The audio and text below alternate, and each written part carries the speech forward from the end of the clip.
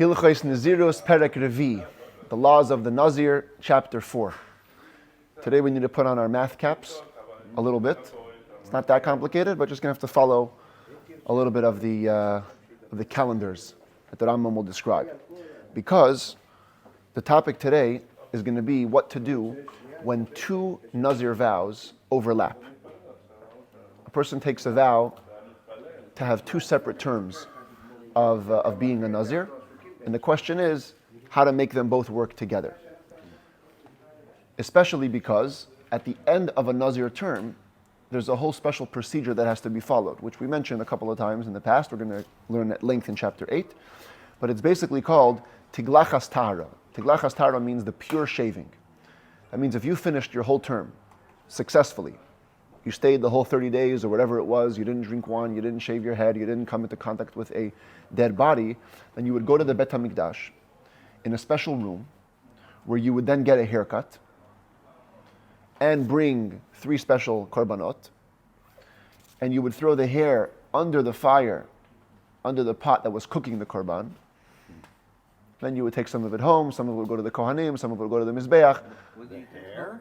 Huh? No, some of the sacrifices. Oh, you said the hair.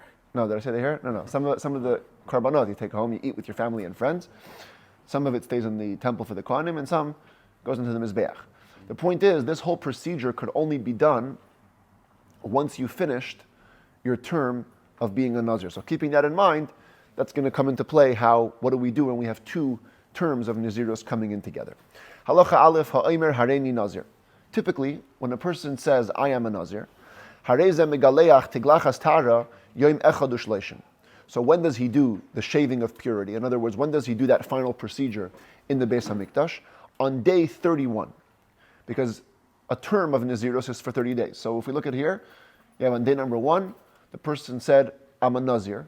So even though you might think that on day 30, that's when he should do the shaving and the sacrifices. No, says the Rambam. You wait the full 30 days, and on day number 31, over here, that's when you do the shaving and the bringing of the sacrifices. However, the im gilach b'yom shleishim, if you did the shaving on day number 30, yatsa. It's okay. Because here we apply the principle in halacha, which is called miktsas hayom kekulai. Part of the day is like the whole day. The most famous time we apply this rule is by Shiva. When somebody passes away, you don't mourn for the full 7 days. Baboker shel yom hashvi, on the 7th day in the morning already, before the day is finished, we have you get up. Why? Because we say part of the day is like the whole day. So here also, if you came to the Beis HaMikdash on day number 30 and you shaved, so we can say, listen, part of the 30th day you were keeping the Nazir, that's okay. Amar, but if a person said, Hareini Nazir shleishim yain, he clearly said, I'm going to be a Nazir for a full 30 days, he cannot do it on the 30th day. He's got to have 30 full days being a Nazir, and only on day 31, that's when he does the shaving. Halacha beis misha nazar shtei neziruyos. A person took upon himself 2 terms of being a Nazir. So this is pretty simple. It's twice 30 days. So here on day 1, he announces, I'm a Nazir twice. So what do? Megaleach es harishayna b'yom echad u'shleishim. You shave for the first one on day 31. This way you have 30 full days of the first term. You shave on this day. Once you shave on this day could already count for day 1 of the second term. And therefore, v'as hashniya b'yom echad v'shishim. You shave for the second term on day number 61. Now, just to clarify this, in this example that I chose, day 61 comes out to be on Shabbos. It's not so simple if you can do this shaving process on Shabbos. I'm just making... I chose this just for simplicity's sake. But if you shaved the first one on day 30, which ideally you're not meant to do, but if you did it, it's okay, then you can already shave for the second term on day number 60, because that's already 30 full days have already passed. If you would shave for the second term on day 59, in other words, you would use that miktsas hayom kekulai pass twice, yatsa. You're going to still fulfill your obligation. Because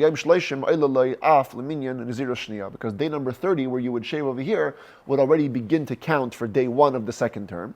And if you shave on day 59, that would be day number 30 of the second term. And like we said before, if you shave on day 30, Ideally, it's not the best way to go, but if you did it, it's okay. Halacha Gimel says the Rambam the following case. Ha'omer, a person says, Hareini Nazir v'Nazir kishayeh libein. I want to be a Nazir right now, but I also want to be a Nazir. My wife is pregnant. I want to be a Nazir when I'm going to have a baby. So in other words, one term of Nezirus is beginning right now, unconditionally. A second term is beginning conditionally later when the son is born. So the Rambam says, V'hischil Nezirus shaloi, let's say he began to count his own term, V'achar kach nilad leben, and then a son was born. So in this scenario here, on day 1 he says, I'm a Nazir now, and when I have a son. And then on day 15, he starts counting his own Nezirus. On day 15, he has the son.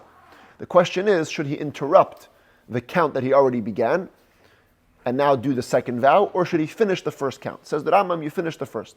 Mashlim es shaloi, v'achar kach moine es shal beno. You first complete your count. That means on day 31 over here, he's going to shave and bring the sacrifices for his original Nezirus vow. And then he'll begin counting over here, the one for his son, a full 30 days.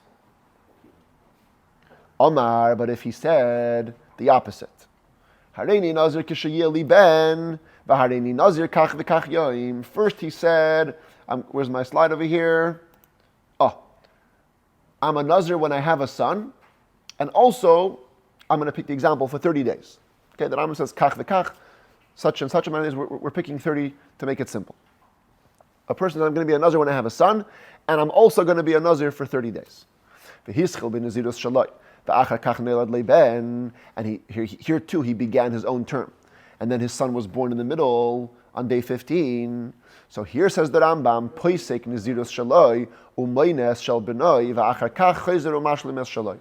Here, because the first vow that he said was that he's going to be a Nazir when he has a son, so as soon as he has a chance to do that, he's going to stop his own count and begin the count for his son. So here on day 15, because the baby was born here, he would begin to count his son's count for 30 days. Shave over here on day 45 to finish that count, and then continue counting his own counting. Complete it another 15 days. And they both become like one chunk of Nezirus. Therefore, if he becomes impure while keeping the Nezirus term of his son, he has to undo everything and begin the count from day 0. If he became impure after completing his son's Nezirus and became impure during these 15 days, then you only go back to the end of the term of your son. Now, in this scenario, I picked 30 days, which means 15 days already passed at the beginning point, and there's another 15 days left. However, it's not so accurate, says the Rambam. How many days must you add to complete your own term of Nezirus? If his own term had 30 or more days left to go when his son came and interrupted it, you simply count your son's term of Nezirus and complete the days that remain from your Nezirus. But if, actually says the Rambam, in the case that we chose, if there would be less than 30 days after your son's term was completed until your term is supposed to be complete, then actually you have to count a full 30 days. You can never shave twice within 30 days. So this screen again is inaccurate. What will actually happen is, in this scenario, the baby is born on day 15. You're going to keep the full 30 days for the son until day 45. You're going to shave over here. And since there's less than 30 days left, you're going to have to actually keep a full 30 days and only shave for your own Nezirus on day 75. And now the Rambam illustrates this with a practical example. Halacha Dalid Ketzad. Let's take a look at this slide. Ha'omer, a person says, Hareini Nazir kishayeh liben, v'hareini Nazir me'ayayim. I'm going to be a Nazir when I have a son, and I'm also going to be a Nazir separately from the son for 100 days. So, really, the first vow that goes into effect is the vow that says you're going to be a Nazir when you have a son. But meanwhile, you didn't have a baby. So, you began to count your own count And on day 65, I'm just picking that for example, you had a kid. So you're 65 days in to your own count of the 100 days, which means you have how much left? You have 35 days. And then the son is born. Once the son is born, you got to take care of his Nezirus. So im nishar min hameya shanadar. If there's 30 days or more left to your own term when the baby is born, as in this example, he's born on day 65. There's 35 days left, so then lo yifsid klum. You don't lose anything out. Because what you're going to do is you're going to stop your own count over here, begin to count the count for your son, which will go for 30 days. On day 30 over here, day 95 in the larger count, you're going to shave and bring your sacrifices. And then you're going to simply complete the other 30, in our case, 35 days that remain from your own term. And then shave for your own count. And that's beautiful. So you finish both terms. However, but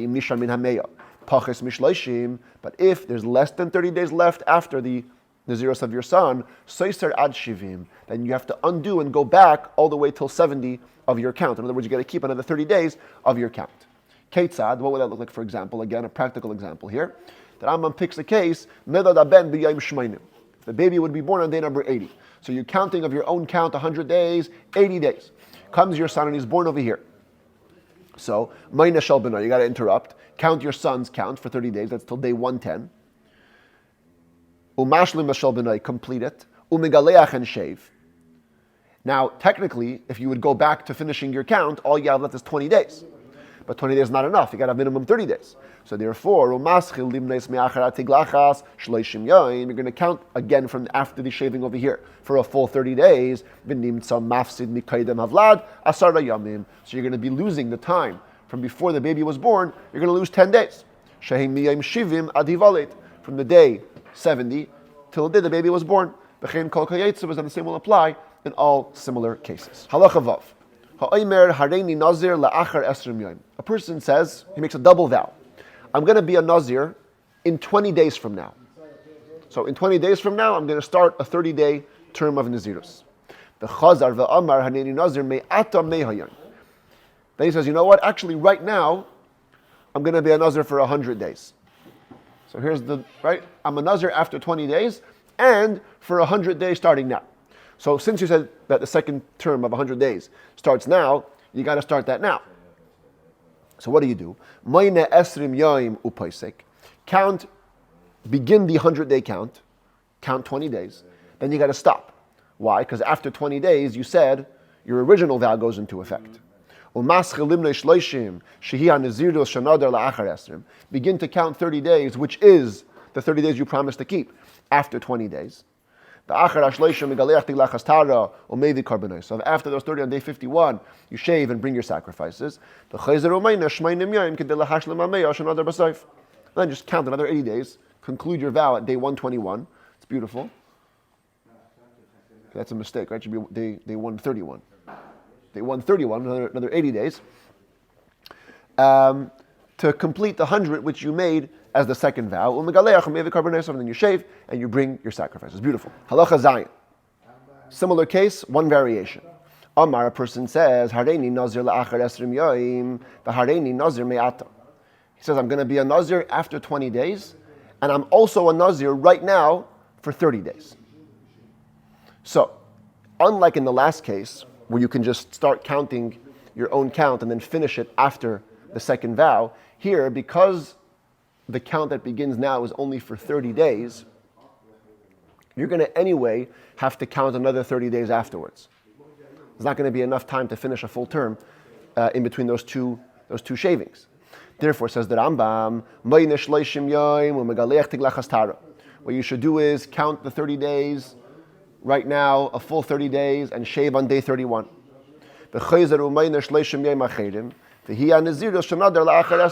Then at day 31, begin counting another 30 days till day 61, and that will be the Nezirus which you promised to start after 20 days. Why should you do it that way? Because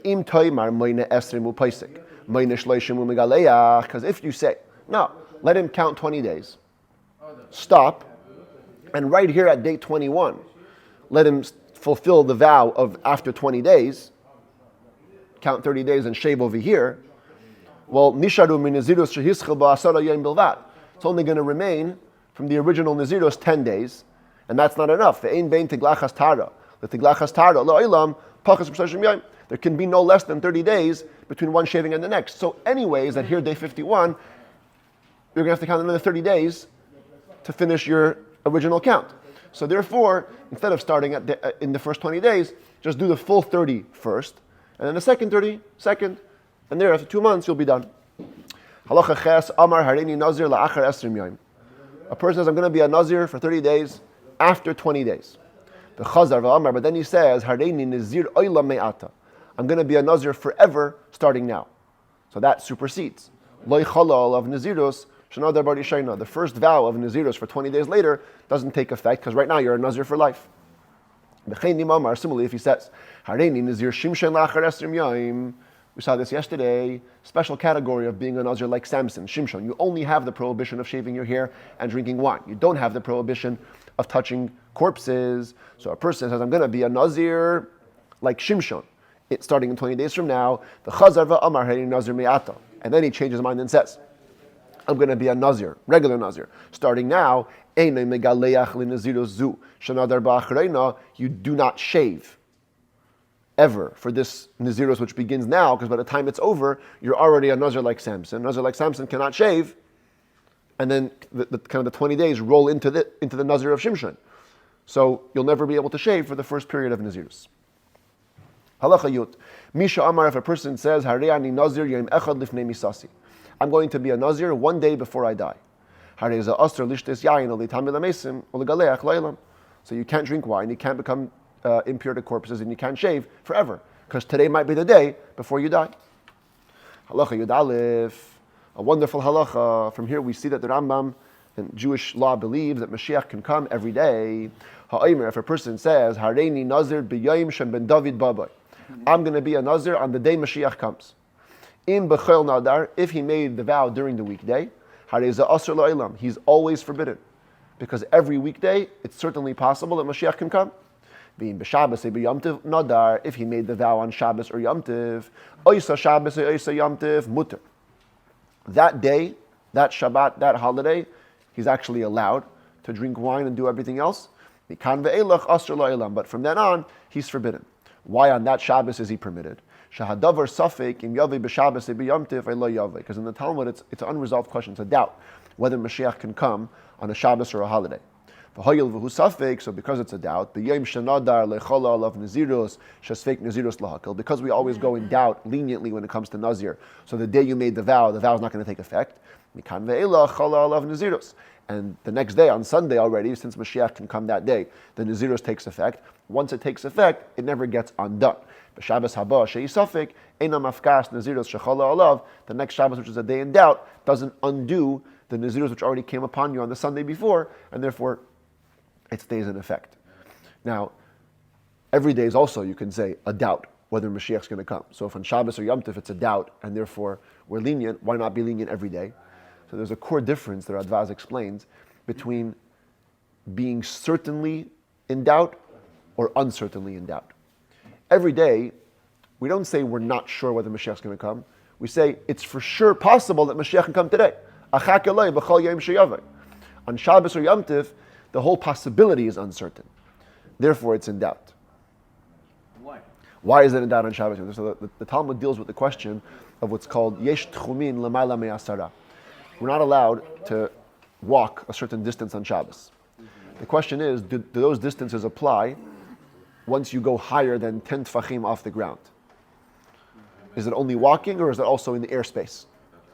And since it says that Mashiach or Eliyahu is going to come, descend from heaven, so the question is, does that violate the rule of tchumin on Shabbos? And since the Talmud leaves it unresolved, so therefore, we're also in doubt and the Nezirus doesn't take effect. As a practical matter, the Rebbe spoke many times that Mashiach can come every single day. And the fact that we have these unresolved doubts, Mashiach will answer that doubt as well. Let him come, he'll come Shabbos, he'll come Yom Tov, and he'll figure out the questions. Halacha Yud Beis, Nazir sheshalmu yemei Nezirusai v'lo gilach tiglachas tara. A Nazir finished his term, Okay, classically, let's just go to a classic case, okay? I'm a Nazir, 30 days. And it comes day 31. He's supposed to shave today, but he missed the bus to Jerusalem. He's not going to make it today. He'll only make it tomorrow. Doesn't matter, says the Rambam.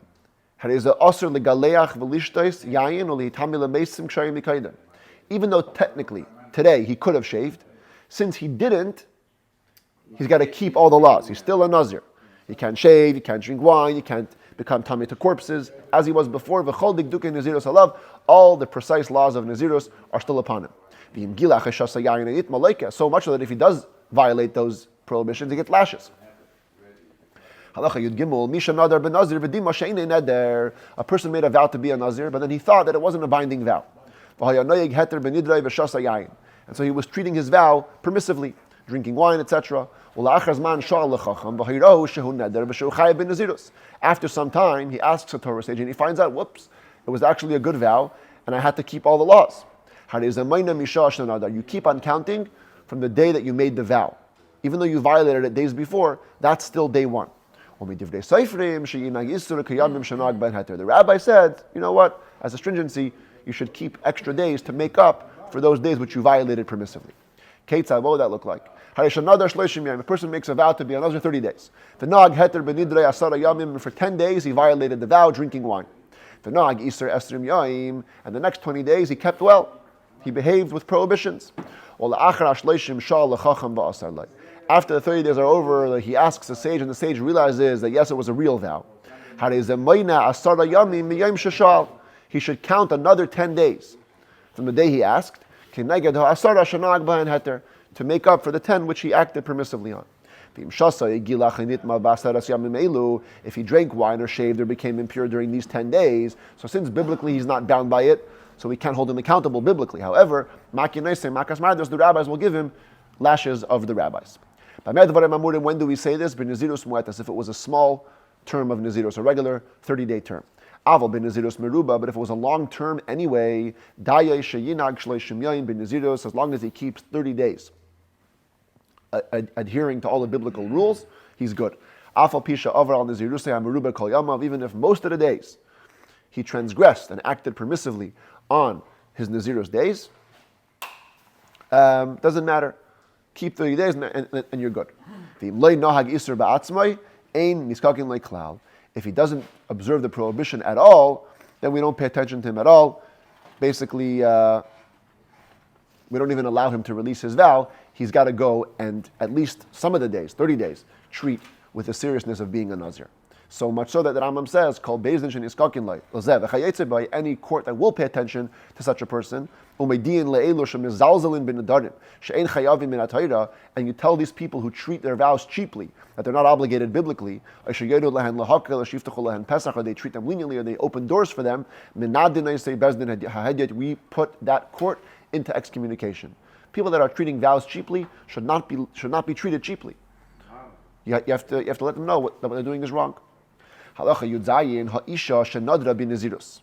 a woman makes a Nazir vow, so we learned in the laws of vows that a husband or a father has the right to nullify his daughter's or his wife's vow.